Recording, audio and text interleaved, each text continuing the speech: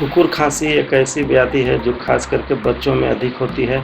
इससे 2 साल से 12 वर्ष के बच्चे अधिक प्रभावित होते हैं।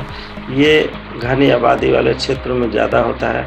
ख़ास करके गाँव से अधिक शहरों के बच्चे इससे ज़्यादा प्रभावित होते हैं। इसमें इसमें इसमें शहरों में चूँकि बहुत घनी आबादी रहती है और गाँव में दूर-दूर घर रहता है, इसके कारण से यह रोग शहरों में अधिक होता है। दूसरी बात, गाँव के बच्चों का इम्यूनिटी पावर थोड़ा अधिक होता है, जबकि शहरों के बच्चों का इम्यूनिटी पावर कम होता है, इसलिए ये शहरों के बच्चों को अधिक प्रभावित करते हैं। इसमें बार-बार हुक टाइप की आवाज़ निकलती है, जिसे हम लोग कुकुर खाँसी बोलते हैं। इसको काली खाँसी, कुकुर खाँसी भी कहा जाता है। आधुनिक चिकित्सा में यह ग्राम नेगेटिव एक तरह का बैक्टीरिया है, जीवाणु से इसका संक्रमण माना जाता है।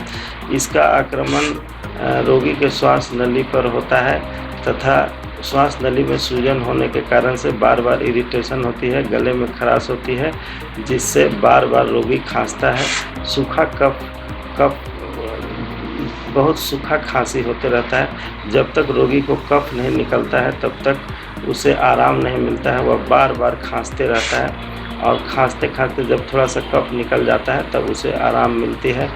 बच्चों के खाँसी होते समय बच्चों के चेहरा लाल हो जाता है। इस तरह से 4-5 मिनट तक लगातार खाँसी होती रहती है।